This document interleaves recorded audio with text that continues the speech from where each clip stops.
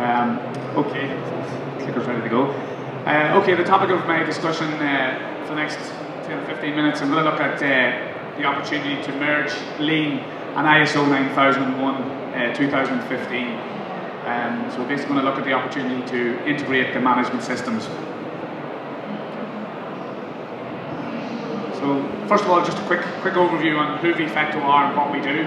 I suppose primarily we're a business improvement consultancy, operating primarily similar to Stuart in the lean manufacturing arena, looking at business improvement, operational consultancy and interim positioning. In terms of, we're based in County Monaghan. We've also got a sort of satellite office here in Dublin, and we've also got a small office in Belfast as well. In total, there are 5 of us on our core team, and then we would take in other expertise as need arise for various projects. In terms of the types of projects we work on, various lean implementations and training, quality management systems, strategic and general management, interim positioning, and various business systems. So a little bit of IT, business systems, MRP, that type of thing, or support around the implementation of an MRP. So in relation to the opportunity and why now, and why I see an opportunity for the integration of Lean and ISO, I suppose historically companies have had ISO for a long period of time. ISO has been around a long time. It's been implemented in companies for the last 20, 30 years even. And in a lot of cases, the ISO system is sitting on a shelf, maybe not as active as it should be, certainly not maybe given the value to the organisation that it should. And I suppose I realised that recently on an assignment I was on. I suppose the assignment initially started off as a MRP implementation, then it moved into a little bit of lean manufacturing. And then during that time, that assignment ran for approximately 6 months, but the quality manager in that organisation actually left during the time that I was there. And they suddenly realised there was a major gap, that the quality system, there was an audit coming up, it was actually in July gone past, but about 3 months in front of that, the quality manager left, and they realised there was a gap because it was effectively his quality system. Nobody else really knew or appreciated the value, or they weren't really extracting the value from the system because it was his system. He ran the audits, he ran the corrective action database, customer complaints. He didn't share it. There was no management buy-in. It was just his system. So suddenly there was a panic to try and bring the system up to date, make it live. So I was given that challenge, I suppose, to make their ISO system live and real. So we had also done some work around lean on the production floor. I'd done some problem-solving training with them. We'd done some corrective action in terms of database and gathering data, some quality data from the floor. So it was an ideal opportunity to basically take some of the lean stuff that effectively was implemented on its own, and we integrated that then with the ISO system. So they also took the opportunity then to upgrade or transition their system to the 2015 version. So that's why this is sort of fresh in my mind, and I thought it might be an interesting topic just to try and tease out. In terms of, so that we've on one hand, we've all these companies that have got ISO 9000, 2008 in most cases. On the other hand, in the last 5 to 6 years, there's been a large-scale uptake of lean programs run by Enterprise Ireland and various other organisations, and lean upskilling and lean training. So there's a large scale of companies in Ireland now have got basics of lean in place. But in a lot of cases, unfortunately, you've got the quality manager sitting over here with his quality system, and then you've got maybe an operations manager typically who's running a lean program or running lean activities within the organisation, and they don't actually marry up. And believe it or not, that's not only in small companies. That's actually, I was in a very large company recently on a completely separate project, and that comment was made about, we've got this lean guy in here and he's doing all this stuff. We really need to integrate him with the quality guy. So even large organisations probably haven't grasped that. So I suppose the time is right now. Between now and September 2018, companies are going to have to make that transition. So they're going to have to dig out their ISO system, warts and all, basically strip it back, revise it in order to transition to 2018. So there's no better opportunity than to review their whole operation, review their whole system, and basically try and integrate it into one management system. And the classical case of lean, there's waste there. There's 2 management systems running independent of each other, so they really should be one. So very quickly, without going into too much detail, in terms of what the transitions are and what the differences are between 9001 and 2008, there's a number of sort of interesting ones. It strongly advocates the use of the process approach. It was maybe not as explicit in the previous version. Now it's very much pushing you down the process approach line. There's a strong relationship between the core organisation and the quality management system. It can no longer survive on its own. There's management responsibility associated with the quality system. It looks also at, focuses again back on customer satisfaction. There's a whole area of risks and opportunities. And another one that will appeal to the people who are into their lean. There's a reduced requirement for documented procedures. The processes have to be controlled, but it's a little bit less onerous in terms of actually documenting those processes. They still have to have the process, but it doesn't have to be documented as rigidly as it may have been in the past. And then a big one is the focus is now on continually improving the actual QMS rather than the effectiveness of the QMS. So in the past, you were expected to monitor the effectiveness of your QMS without actually looking at how the system is actually performing. And then the other thing is there's an increased emphasis on seeking opportunities for improvement. So then quickly just an overview of what a classical lean management system looks like. And this is probably a fairly utopian lean management system, very, very mature. Not so many organisations in Ireland maybe have reached this sort of top end of the scale.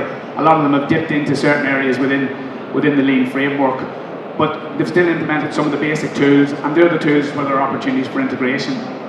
So in terms of lean management, I guess most of you are fairly familiar with it already, but it's looking at running an organisation, supporting the concept of continuous improvement, and looking at systematically making incremental changes, small step changes in the organisation, and then basically the elimination of waste of time, money or effort. So you already see most companies do a lot of some aspects of these things like standard work. Again, standard work is a little bit like the procedures in the quality management system. Once you've got your process in control, you standardise it, you document it, similar to the original quality procedure. Visual management, again, very strong within the lean aura, and it's something that can be very, very powerful in terms of the quality management system. So again, just training of people, leadership behaviours, and accountability systems. So these are sort of the elements of the lean management system. And then, of course, true north, the goal of the lean management system in terms of strategy deployment. Where is the organisation going? How do we know where we have to go, where we are at the moment, and what our performance is? So again, that ties in nicely with some of the requirements of the new standard. So in terms of a couple of specific opportunities for integration and where we can see benefit, these are a couple of highlights of the new aspects of the 2015 standard that are worth considering. So we mentioned the process approach. This is very much an important element of the new ISO 9001-2015 standard. So we're forcing us to adopt the process approach, but this ties in perfectly with the lean approach in terms of looking at flow, looking at value streams, mapping them, looking at swim lane diagrams. So they're now aligned. We now have the process approach in terms of the quality management system. It ties in nicely with some of the work that a lean consultant or a business improvement professional has been doing in the organisation in relation to trying to establish value streams and mapping them and looking for opportunities within the value stream. So that's now aligned, or potentially can be aligned. The next big one, I suppose, is this idea of strategic direction. So the new standard has a very high expectation that the quality management system and the objectives are aligned to the company's strategic goals and strategic plan. In the past, that link wasn't there at all. You could have a quality system literally in an office in the corner with very little interaction with the actual goals of the business. So the new standard is forcing you to basically align your quality management system and your goals and your objectives with your business objectives. So using sort of a typical lean strategy deployment matrix, the Hoshin Camry methodology, use of Kaizen, small continuous improvement, visual management systems in terms of accountability and scoring, and we're trying to get to here, how far along the line have we come. So that's where the strategic element of it can be aligned. Risk management, again, I suppose risk ultimately is the management of uncertainty. So if we can eliminate waste, we can eliminate uncertainty in a lot of cases. So that's obviously addressing some of the risk management elements. And then we can use tools, not necessarily lean tools, but things like a SWOT analysis, FMEA, and some other problem-solving tools can be used around the whole element of risk management. Another one that's a little bit subtle then in the 2015 standard is the idea of mistake proofing. One of the clauses refers to the elimination of human error. So it's actually stated in the standard, elimination of human error. When you think about that's perfect for lean. It ties in nicely with a number of lean tools that would allow you to show and demonstrate that you have taken measures to eliminate human error. So things like Poke-Yoke, 5S, standard work, visual management, Gemba walk. So all those nice lean activities that the lean consultant or the business improvement manager has implemented are now starting to tie in nicely with what's needed for the business. And finally, I suppose measuring performance. There's a requirement to look at KPI to see, are you reaching your strategic goals? How is the business performing on a general level? We're not just looking at quality metrics anymore. There's an expectation that they're looking at a broader scale of responsibility in relation to scorecards and how the business is actually performing. I suppose there's a quick slide in relation to even just the problem-solving techniques that we use. The standard advocates the plan, do, check, act model. And again, this is something that we can do. From a lean point of view, this is just a picture of a quality gate where we're doing online problem solving using the Jamaica approach or the 8D or whatever lean tool that we prefer. But again, most of these processes roughly follow the plan, do, check, act cycle. So very quickly then, as time is moving, so what would the integration look like in terms of a full-scale business layout? We have at the very top, a business operating system. So these are driving the types of activities, and then these are the benefits, I suppose, up the left-hand side. So in terms of business operating system with scorecards and KPIs and measures, looking at then product activities and process, using value stream map to expose opportunities within the process, and then optimizing your process using various projects, utilizing again some of the lean tools around continuous flow, supermarket pull systems, Six Sigma quality data can be collected at that point as well, SMED, total quality management, 5S, various toolbox can be used and applied over a project basis. But the important thing is, again, you're generating metrics here, you're generating KPIs that again fit in nicely with the requirements of the standard. And then in terms of the people, in terms of training, you've got standards, education, training, resources, and feedback. So again, you're empowering your people right the way down through the system. And then you can see from the business point of view, the benefits running back up the left. So your employees have new knowledge and skills and attitudes, so they're contributing more to the organisation. We have now got new methods, policies and procedures as a result of our new activity.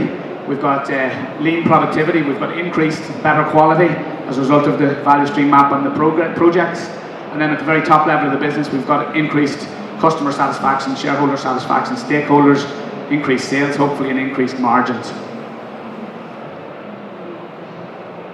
So again, just a visual representation of some work we've been doing with the company around strategy deployment. So there's establishment of a vision statement, a mission statement, then the development of a set of strategic objectives, and then the use of the Hoshin-Camry matrix to try and turn those into KPIs and department level objectives. And then finally, looking at factory level KPIs and visual management systems. So bringing the KPI and the visual system right down onto the floor. And again, that type of thing with the new 2015 standard, you're showing real quality data on real-time data active on the factory floor. It's not sitting in a folder or an Excel sheet on a quality manager's office. It's real and it's live and shared with all the employees. So then finally, just to summarise, why would we integrate ISO systems with lean systems? So these are just some of the sort of benefits, not looking at financial, but just from a system point of view. So it develops and further enhances that culture of continuous improvement. It looks at the process approach across the entire organisation and enterprise and looks at deployment and achievement of the strategic objectives. And then it employs a dynamic managed process for continuous improvement in products and processes. So by using these lean project approach, you basically got utilising lean champions or black belts or green belts. And then finally, I suppose the QMS, it supports the sustainability of improvement. So sometimes lean initiatives sometimes fall away, but if they're tied back to KPIs and objectives within the quality management systems, there's an internal audit process in there. There's an annual audit process that will try and keep maybe the lean initiatives on track, and finally maximise bottom line impact. So I think that's just about it. So I've probably got less than a minute for questions.